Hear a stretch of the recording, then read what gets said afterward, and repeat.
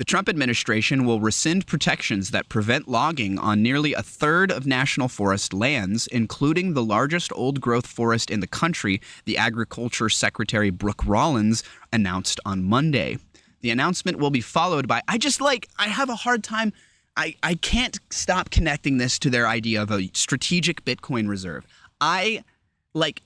It makes so much more sense to me to have national forests, to have reserves, to have your version of a reserve, a strategic reserve in your country, to be these swaths of land, to be to be these forests that could at future dates, if necessary, be accessed, but we're going to keep untouched for both keeping it as a reserve, but also to maintain the environmental positives of doing so.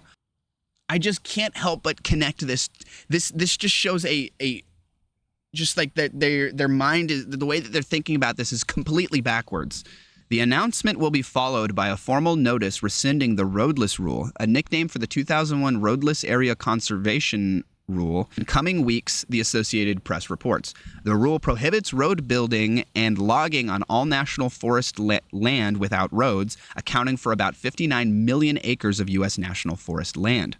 Rollins shared the news at a gathering of the Western Governors Association in Santa Fe, New Mexico, where hundreds had gathered outside to protest against congressional efforts to sell off large swaths of public land.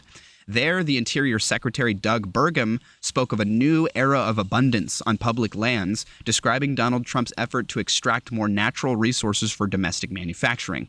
All I can keep the thing that keeps coming to me is who benefits most from this, right? Who is going to benefit most from allowing from selling off all of these previously protected public lands? Is it going to be the average American? Is it going to be the average American working 45 hours a week in some blue collar job, making $40,000, $50,000 a year?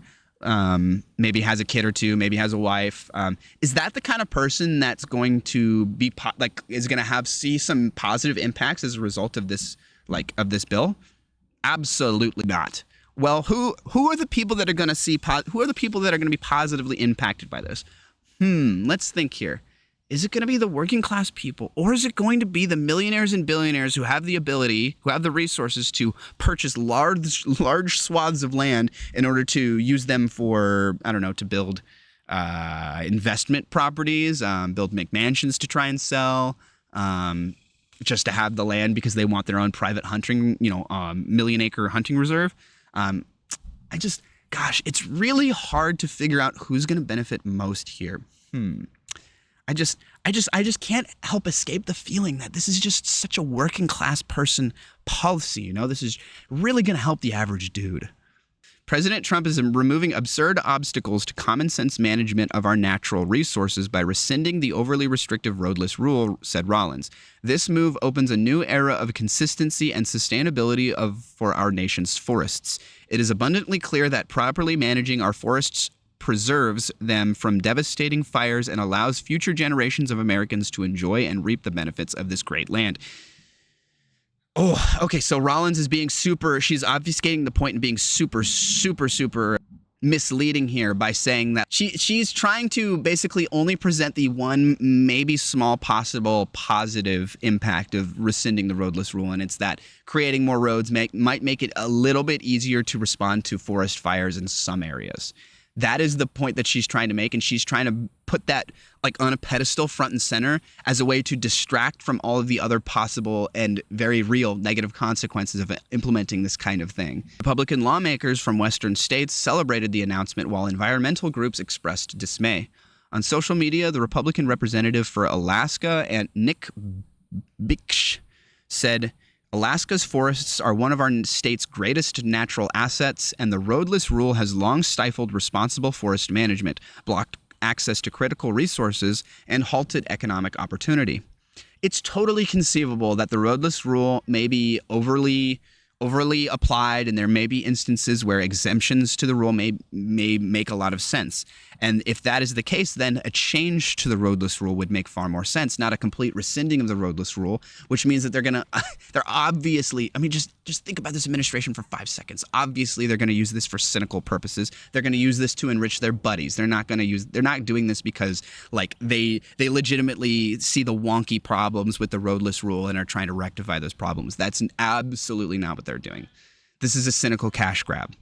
Or more specifically, a cynical land grab. The Republican Congresswoman Harriet Hageman of Wyoming also posted on social media writing, "This outdated policy has long hindered effective forest management." When they say effective forest management, they mean the ability of their buddies to go in and make millions and millions of dollars cutting down these old, forests that we previously protected. That's really what they mean. The hindered effective forest management, they are obfuscating like to the maximum by using the phrasing effective forest management. Meanwhile, the Sierra Club's forest campaign manager, Alex Craven, said in a statement, "Once again, the Trump administration is ignoring the voices of millions of Americans to pursue a corporate giveaway for his billionaire buddies. Stripping our national forests of roadless rural protections will put close to 60 million acres of wild lands across the country on the chopping block. That means polluting our clean air and drinking water sources to pad the bottom lines of timber and mining companies, all while pursuing the same kind of management that increases wildfire severity." In its announcement, the U.S. Department of Agriculture cited concerns about increasing wildfire risk as reasoning for constructing roads through national forest land. Nearly 60% of Forest Service land in Utah is restricted from road development and is unable to be properly managed for fire risk. In Montana, it is 58%, and in Alaska's Tongass National Forest, the largest in the country, 92% is impacted. Just like anything, you have to weigh the pros and the cons, right? You have to weigh the pros of removing the roadless rule and allowing them to build roads to manage the fire risk or whatever in these places versus the negative downsides of potentially implementing these, like building these roads, and then the subsequent problems that come from building those roads, like leaving, now that the road is there, that land is now eligible to be sold for logging or be used for logging or whatever. You have to weigh the pros and the cons. And so a lazy person might go, "Oh, but they have 58% of Alaska's Tongass National Forest can't be managed for forest fires. Don't you want them to be able to manage it for forest fires? And they should remove the roadless rule for that, shouldn't they?" Well, maybe. It entirely depends. You have to do the analysis, right? You have to say what are the pros are obvious for that. It gives you a little bit more ability to handle the forest fire if one were to occur. But what are the negatives? And you have to weigh out the negatives. Journalist Ben Goldfarb, author of the book Crossings: How Road Ecology is Shaping the Future of Our Planet, questioned that logic on social media, writing, "The vast majority of fires occur near roads. They're worsening risk."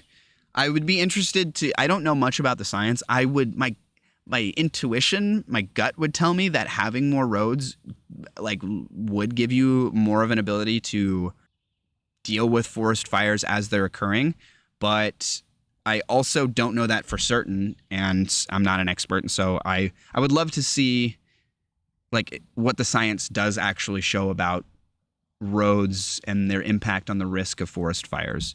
Because it is quite the claim to say they're worsening the risk. That is a substantial claim. You can claim to say the vast majority of the fires occur near roads, which you could maybe make the point like having a road isn't going to prevent fires from starting near it. And as long as there's trees near it, it could still start a forest fire and yada yada. That might make sense. But then saying they're worsening risk, that is a positive, strong claim that needs evidence. During the latter part of Trump's first term, the federal government lifted restrictions on logging and road building in the Tongass, something the Biden administration later reversed. Okay, yeah, so so the fact that during his first administration did do a specific targeted exemption for the road building rule or whatever means that I was correct. This is not about some wonky, we really just want to fix the rules, guys. We're coming in good faith, man. We see that this rule, it may be a good rule, but it's good intention, but its effects are too much, are more negative than they are positive.